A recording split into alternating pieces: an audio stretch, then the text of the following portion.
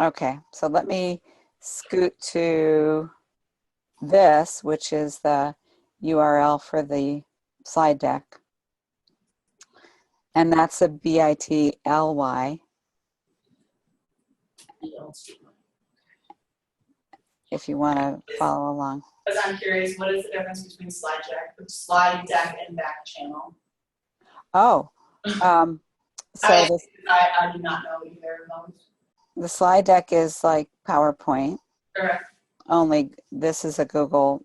Slide deck, I guess, is just a more generic term for anything that looks like slides. Right. Although there are things like Slidio and other kind of apps. And a back channel is where people can actually talk in parallel. So this is this back channel is today's meet. So if you want to climb into it, I'm going to mention it a little bit later. But all the resources for our time together today are packaged in the slide deck. Okay. And that QR code is if you wanted to point your QR reader at the screen and get to it that way on your mobile device. Lots of ways to confuse people, right? So I'm Kathleen Gradle. My students call me who knows what, but friends call me KG, Kathleen, Kathy, hey you. And I am here. I joked with John, I said, is this a test to see how well motivated higher ed people are by badges? I am really here because I do love teaching and learning, and I am sure you are here on a Friday afternoon of a long holiday weekend because you do too. So I have always, ever since I heard the quote by Weinberger, who is the smartest person in the room, I have thought this gives credence to an awful lot of what I try to do with my students. I rarely do use a slide deck unless it's procedural to get them to places and to groups and that kind of thing, or if they built it. So I totally love this when Weinberger came out with this. Now his book really believes that it is the network, not the content and not necessarily the people, but the network, the connectors that make the difference. And so his book is much deeper than the way we usually interpret who is the smartest person in the room. I like to make it really come down to it's everyone but me. Oh, it's everyone including me. So I think our quick goals today are to get literally a tip of the iceberg. Oh, I missed a hyphen there.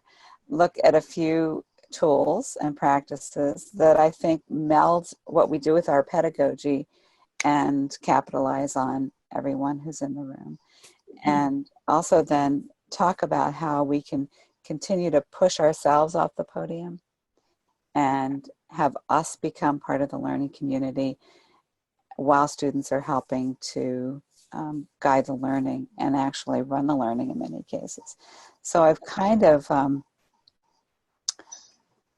I'm so glad to see another person from education here because so much of what I do is grounded in those little people that are going to be our big people really soon. And also what they're bringing to us. So I love these images from Flickr where we have little elementary students that happen to be interacting with an interactive whiteboard, but you can see in that for the large screen, one little person is actually informally teaching the other little person something about what's on the global map about biomes. And then in the inset, you can see that everybody's interacting and actually creating content about the food chain together on the interactive whiteboard.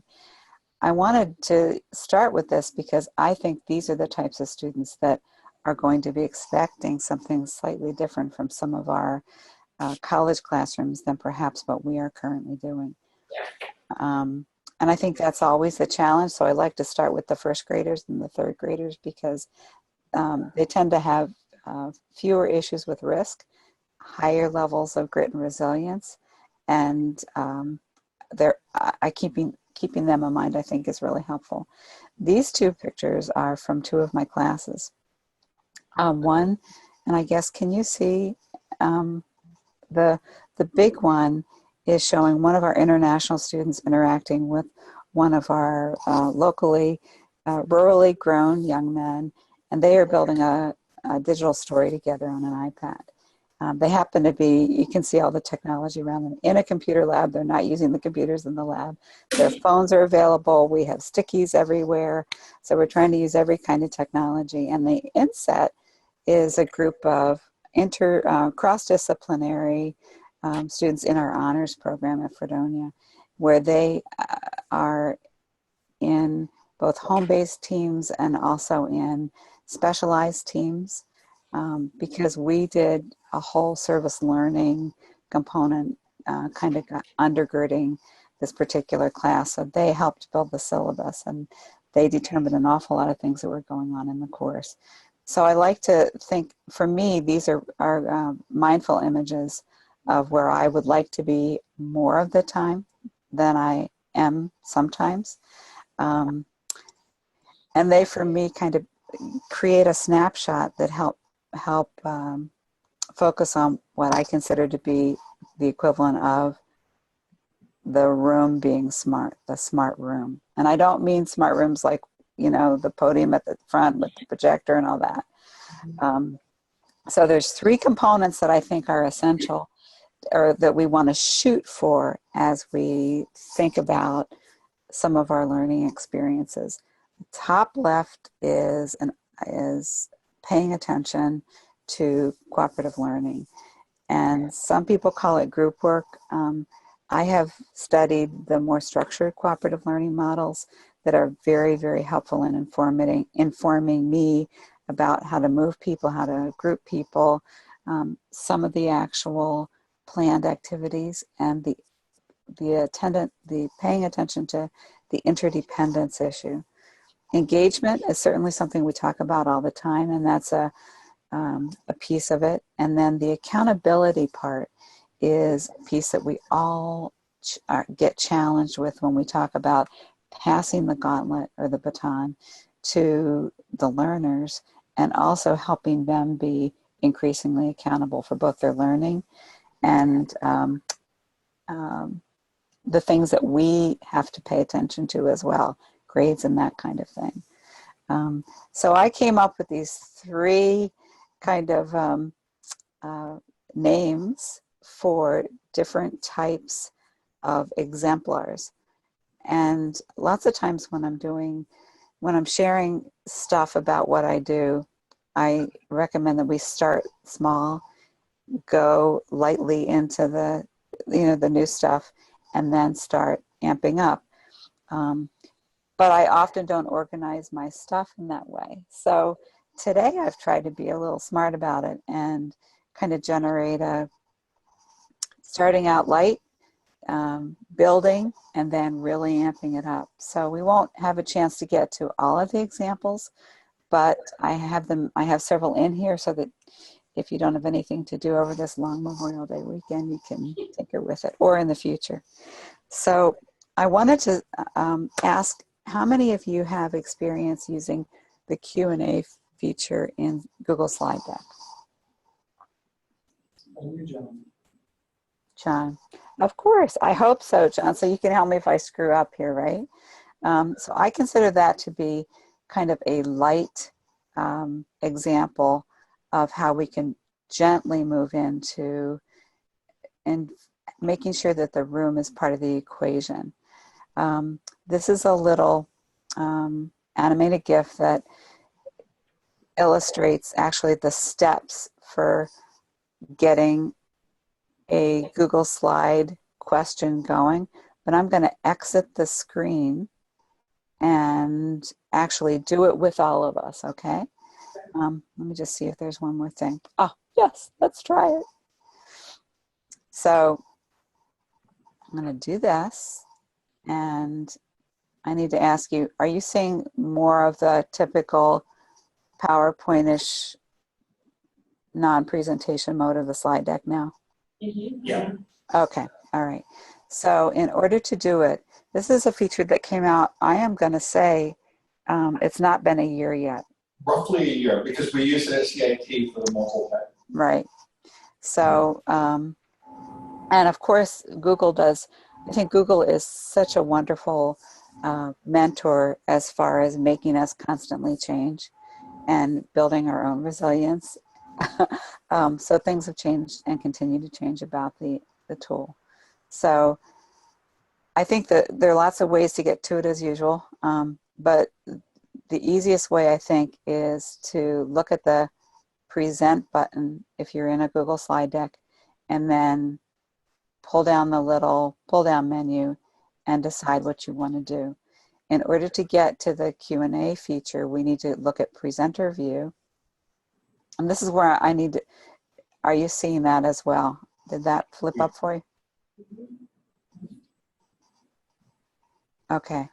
So what I want to do is I want to, one of the tabs here, speaker notes we're pretty familiar with, but one of the tabs here is audience tools. And I want to click on start new. And I want to see who I want to accept questions from. And because I am presenting from our Google domain at Fredonia, I chose to make it available to anyone. So now you should see on the slides something new. Can you see what's different? You mean to ask the question at Google Slides? Yep. That we can see. Was that different? Yep, it wasn't there before. Okay.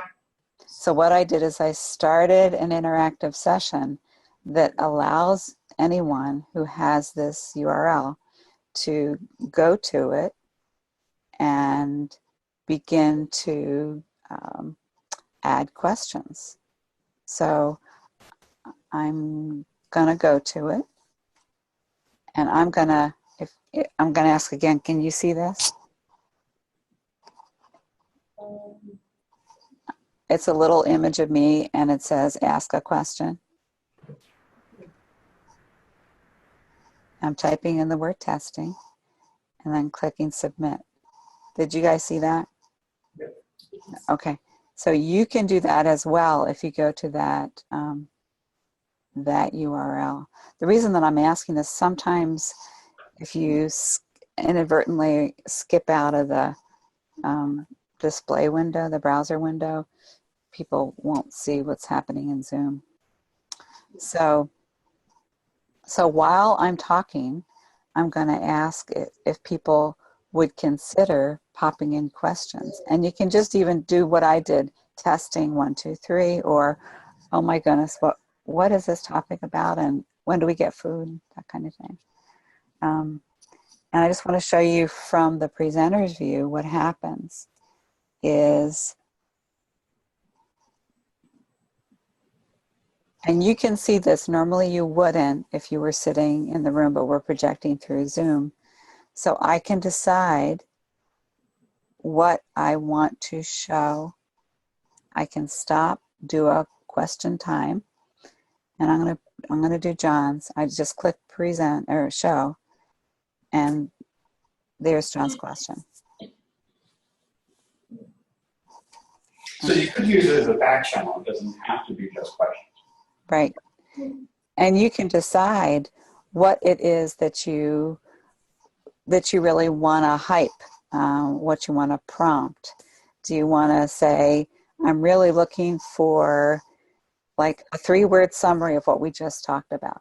Or can you before I continue, can you reflect on what you came to class with, maybe reading, and ask a question so that I have it as I move along. So you can help shape what goes in there, and then you as the presenter or teacher can decide what you show and what you don't show.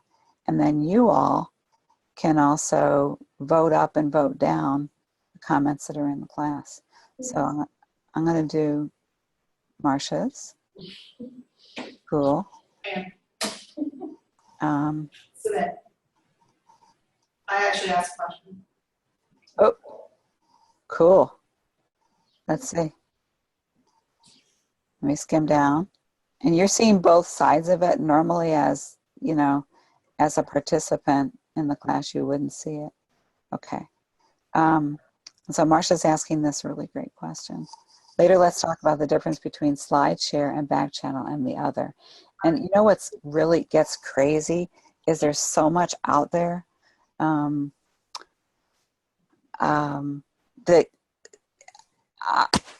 actually the reason that I built in the official back channel is because I have an example of that in a second.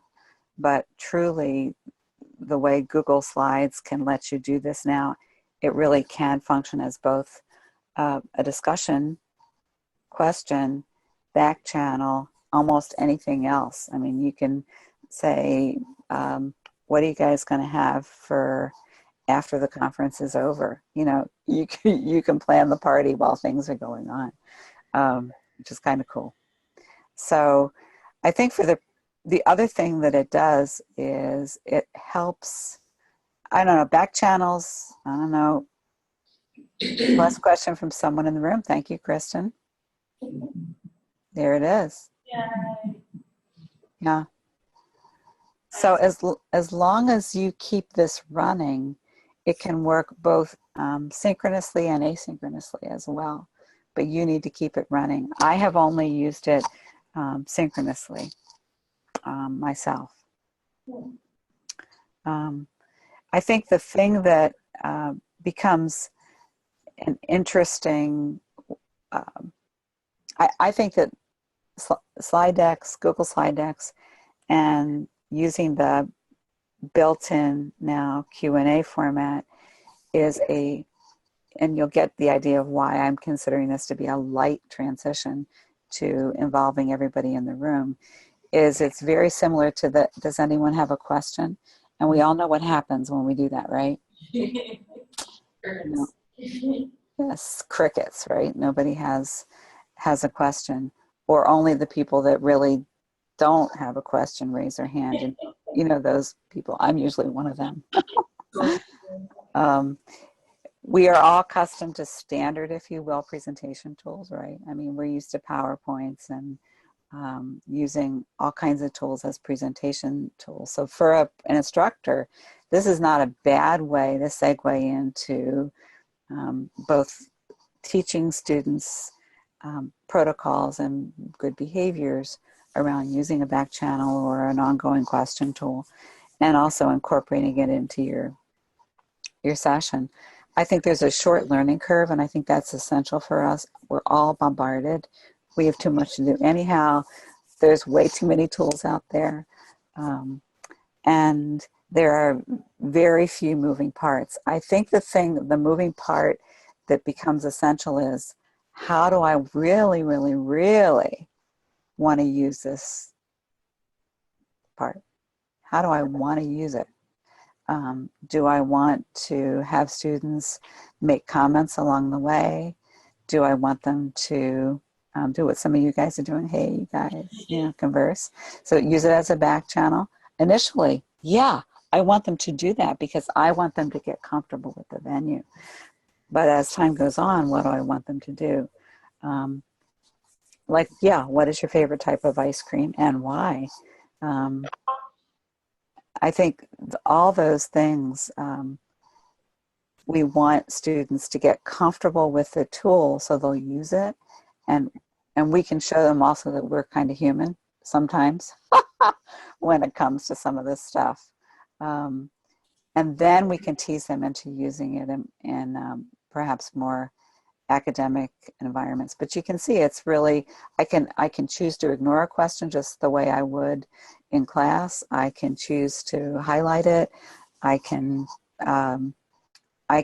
stop, say, the question about ice cream is essential to our understanding as we move along in this subject. Well, So, it is. could everybody pair up?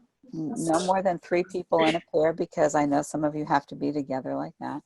and I want you to have a heart-to-heart discussion and create a consensus about your top 3 ice creams. You see what I'm doing? I'm not saying that you need to do this right now, but I can decide that that question is so important that I want to then break back into my cooperative learning mindset and use my presentation platform as a strategy to do what I want to do with my pedagogy.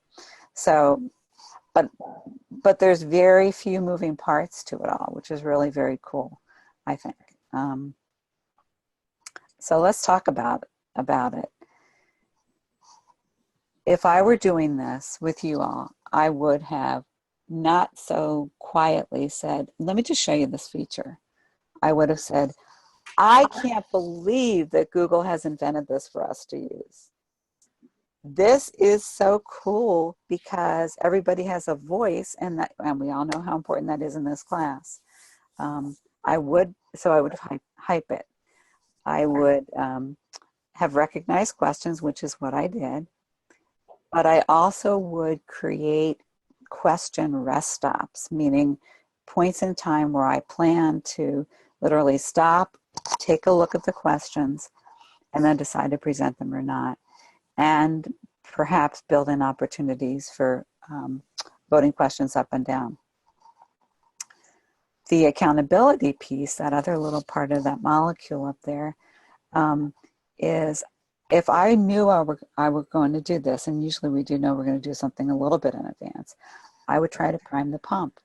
So I, for example, would say, I really, really, really need to know what were the most confusing points about the work that you did before you walked in the class. We're going to spend 2.5 minutes doing this in groups.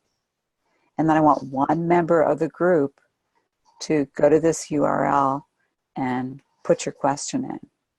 Okay.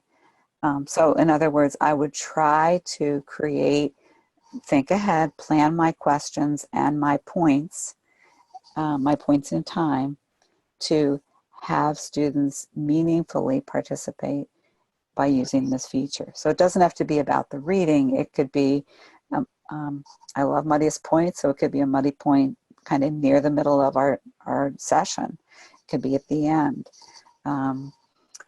That second bullet is consider the question's value. Consider the questioning value and the participation value. So do I give participation points in my class? Yeah. How do I gauge that? Is it possible that experience points can we borrow from the gaming literature and say, as long as you are doing X, Y, and Z as part of my silly game here, you and your team are going to be earning XPs. Okay. And I also can use questions that come up, maybe not in that session, but to inform me for the next session. And then the other piece, and I'll stop for a minute then, is the cooperative learning piece. I want to keep in my mind, because that's how I run my classes, that this is just kind of a mini launch pad or a focus point where we can come back to and leave, come back to and leave. So we can team up before we start, we can team up midway, we can stop and team up and answer questions. For example, the ice cream one, as I modeled. Thank you so much for that question. We can team up and answer the question, post answers back to our slide Q&A, and then go from there. So I don't know if any of you use clickers. I started with clickers way long time ago and got real tired of carrying them around, and then I was glad that a lot of the apps like Socrative and others let us do things with our phones. Still, it means that I need to often divert to another app from what I'm using as my launch zone, my focal point. So that's why I kind of love melding what I'm going to do with what's happening in the room while I'm using this part of Google Slides. So that's how I decoded it. And then here's where I came up with the reference to the back channel. Some other ideas about going light would be things like collecting student questions or comments and then building them into one of our formative assessment tools, Socrative, quizzes, Kahoot, or having them build them as teams. Back channels. So I could use the back channel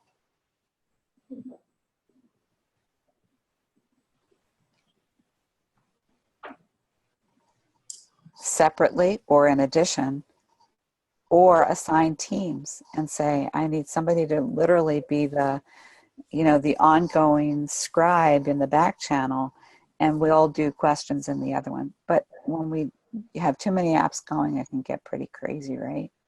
And then the other light notion that I have used is appointing teams to be in charge of our playlists. And so they don't like my music. Go figure, I'm 65 years old. And the freshmen tell me that it sounds like they are at a funeral parlor when they listen to my music. That's sad. So I ask them to be in charge of the playlist. So what we do is we create here's the Google form that I create. It's posted to the learning management system. Kids plug in their wishes, including where to find the music. And then I share the back end, the spreadsheet, with the team in charge of the playlist. They construct the playlist, and then we use it as either bumper music or moving music or whatever during the sessions. So on my end, it's light because there's a few moving parts. On students' end, they are doing the legwork, meaning they are the smartest people in the room. And it's not a lot of work. It's not tied into a lot of academics, but I swear some of them can't think without their music. So I'm going to check the Q&A and see if we have any questions okay. So thinking light, do you have any questions about this stuff?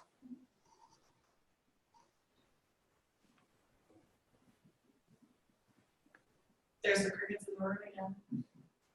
I do hear the crickets. Everyone's busy. See, normally I give out lollipops, so I would say everyone's busy licking their lollipops. Yeah, I've used Kahoot in my classes. What is quizzes? Is that something similar to Kahoot? Is that yeah, quizzes is, can you say that, 5 times really fast? Quizzes has people come in and you're competing against one another, and you see constant changing in your rankings and that kind of thing. And you can have people work in teams or individually. So it's very, very similar. It just has a very different look and feel. So it's just one of the many things out there. And of course, Socrative. Has anyone used Socrative? I know, John, you do. Yep. Oh. There you go. Yeah. Thanks. So Socrative, I guess, I think that potentially all of the, if you will, typical formative assessment tech tools have some value. I think that they have a lot more value if we can do things like ask students to create what goes in them. And that's what was trying to model here is it's less the tool and more the learning hits on it. So I'm trying to skim down here let me minimize that. So this is an example from, it's always dangerous to talk about grading strategies and assessment strategies with students, right? So I always leave it till the end of the semester in my ed psych class.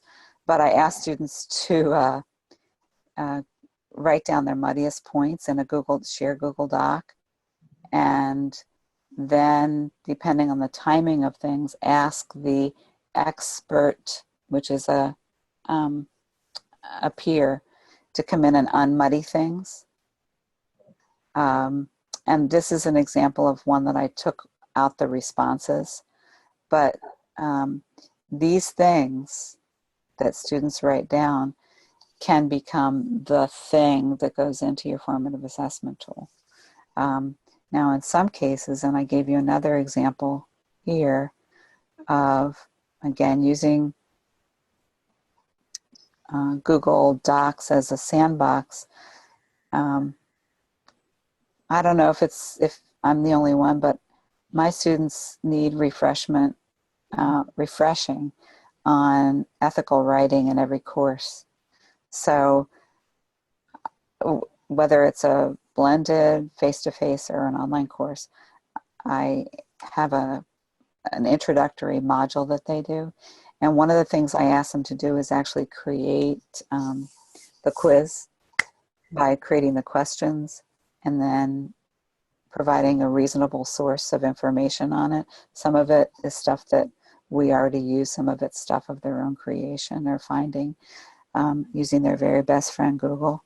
So, so these things then, especially with the answers, once they've been massaged a little, become really great ingredients for your Kahoot or for your Socrative or whatever. And this thing, because it's been shared with everybody and they've been authors of it, means that they are the experts in the room and this is their study guide. So they get a lot more hits on the learning part. I kind of know this stuff. They need more practice. Works for me. So those are examples of how I use sometimes a platform that gets us to using the, if you will, the real tool. One of my favorite things was Socrative, by the way. I don't know if you've done it in Socrative, is Space Race in Socrative. They love it and hate it all at the same time, but it's kind of like the Kahoot, only can be unicorns racing or there can be bicycles racing or whatever, and we can do it individually or we can do it as teams. So I consider all these to be kind of light ways, not lightweight, but light, fewer moving parts. We can still capitalize on students' input, but they don't require a lot of time on anyone's part, and we can fit them into the learning flow without a whole lot of extra ups and downs and use of multiple apps. So I'm double checking. That makes sense? Yes. Got it? Yep. How am I doing on time? Fine. We're about 20 minutes or so, or maximum. Okay, so I have like 3 weeks left. Great. Okay. So you guys are going to have a lot of homework, that's all I got to say. So the next thing up is leveling up. So obviously I'm stealing language from the gaming literature. And leveling up is where I think we are asking students to do more curation of content, and then we use the content as kind of an addition or extension to the core materials. So it doesn't totally replace, but it helps to get their voice, their findings kind of added on or extended to the stuff that we would compile. So I have a couple of examples using some different tools. Padlet I do love, but not when I'm doing things synchronously. It works really well asynchronously. This is an example of, I teach a graduate class on technology in the schools. So one of the things I asked them to do was go to some interviews that were done by Steve Hargadon and with teacher leaders in technology, teacher entrepreneurs, to look at the interview. I didn't have to build the interview. Here's some pictures of some of the interviews, and then do a summary of the interview and take a look at some of the other things that the interviewees had published, their websites, their blogs, etc. But do it in a reasonably short form so that other people in the class could benefit from their kind of, snapshot view of things. So this was done asynchronously in a fully online class. I had to create the Padlet, is what I had to do, and think about how does this fit with what I'm shooting for. And what I was shooting for as part of the larger learning path was, what difference does it make anyhow when we now have 21st century learners and 21st century teachers? What do they look like? How do they act? Is it different than what you've experienced as a learner, or even what you see next door in your classrooms? So instead of me doing on a PowerPoint or a, screencast or whatever, I asked them to go out and create the content that we would use. Students then had to go and choose a number of colleagues' write-ups, go back to the source material, and then I brought them back into the learning management system, asked them to do like a 200-word post in our discussion forum, and then bring it back out and do some investigation on their own. So they were using each other's material as, if you will, an extension and as a hook. And it has worked consistently over the years because students are invested in it. They get enthusiastic about it. They cite each other. That's a good thing. I'm not unhappy with that. Using a very different tool, and this is not my class, Flipgrid, if you haven't used it, it is wonderful, but they're very conservative about how they give out free accounts, and you only get to do one grid as an owner without paying. So this is an example of its video.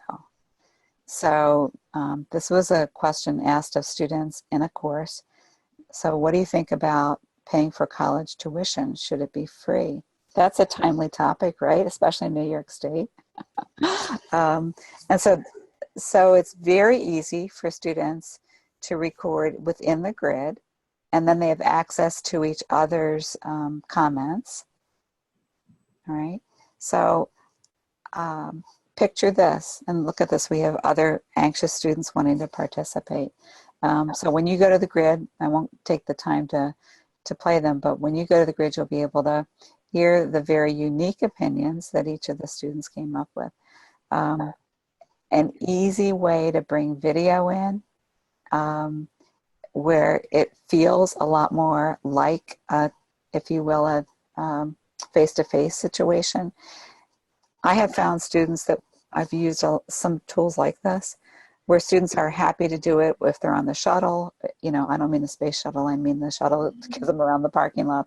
They will do it way more enthusiastically than they will ever post to a quote discussion forum. So I am really working the video, if you will, selfie angle of things with students to get them into the more typical academic world. I'm not going to go through all of the examples, but it is essential with each of these things that we make sure that we build in to the learning path ways for students to use the material. So it can't be a one-off, which is the problem with some of our really cool tools. Wow, that was really cool. Can we do it again? Yeah, but let's do it after reading another article, creating some, thinking questions, writing something, et cetera, et cetera. So fitting it into the learning path is essential. I think that these examples, I know I introduced two different tools, but sometimes the tools make it easy to scale because I can build easily. The tool itself has features that I don't need to invent. And I haven't found some of these things to be readily available in our Moodle learning management system. So I'll skip over this because you can go through it as you take your weekend studying the slide deck. I'm kidding. Because I want to talk a little bit about the amped category. And I consider the amped category to be where we really want to shoot for. However, the danger is to put off some of the more complex things until the end of the semester, and that rarely works. So I want to give you an example of a couple of things using some different tools that that I've used successfully to ensure that students are, in fact, the smart people in the room. So this is a game board, kind of set up as a way to do your own private kind of Jeopardy type of thing, I guess. I'm not a big game player, believe it or not, but students came up with the rules about playing this behavior strategies game as a group. Those are the directions, and they're on the bottom part of that symbol, or as an individual. And here was the deal. They, you know, in teacher ed, in ed psych, they learn about positive behavioral supports, and then they may read, they may look at videos or whatever. But I posed a challenge to them and said that they need. This is why 50% of the teachers drop out of teaching in the first 5 years because of management problems. So we need to start and continue opportunities to learn. So I asked them to come up with all the stuff they knew because they were the smarties, and they created questions. They ranked them in difficulty. That was the most challenging thing. That was almost a fisticuffs, like what's harder than this? And we did that face to face. But they generated the content asynchronously, and they peer reviewed asynchronously. So every Google Doc that is tied to the symbol has an answer built into it at the bottom. This took about 3 weeks, and it was about 1/4 of the way through the semester. So it gave them a chance to practice what we were learning, but put it to use at the same time. So that's an example of curating a lot of content, but using the tool to kind of make it work easily. Similarly, I love Google slide decks. So this is an example of that same graduate class. And what they had to do over time is add slides about resources they were getting from their Twitter accounts. Most of them didn't have one. And from other personal learning network growth opportunities. So they just say where they found it, how they found it, and you see some of them actually built in some screenshots of their Twitter, their tweets that they use. So this is something that they had to do over the course of the semester, and then I had to make sure that we build in opportunities and expectations for students to use the material as they moved along. What I particularly like about all this curation stuff is it gives a chance to really, really, really push on the digital citizenship stuff without making it be front and center. So I use this slide as what they need to shoot for. And it takes constant reinforcement, but what's great is, since everyone is part of the mix, everybody's mutually responsible. So again, any of the stuff that they build has to have a chance to use it. That's where we get to come in, because we are the ones who kind of know the learning path and how we want to fit things in. But I really do like this more enhanced curation kind of role, because it truly puts students in the driver's seat. And if we've done a good job of tailoring the, if you will, the project and the opportunity, it makes it be much more authentic. So I think I'm going to skip over this because I think our time is fleeting, right? And here's my message for the road. See the road? This is kind of like the road outside my house. Start small, mesh it with your pedagogy, and use it and change it. Use it and change it. Use it and change it. So that's my Friday afternoon message.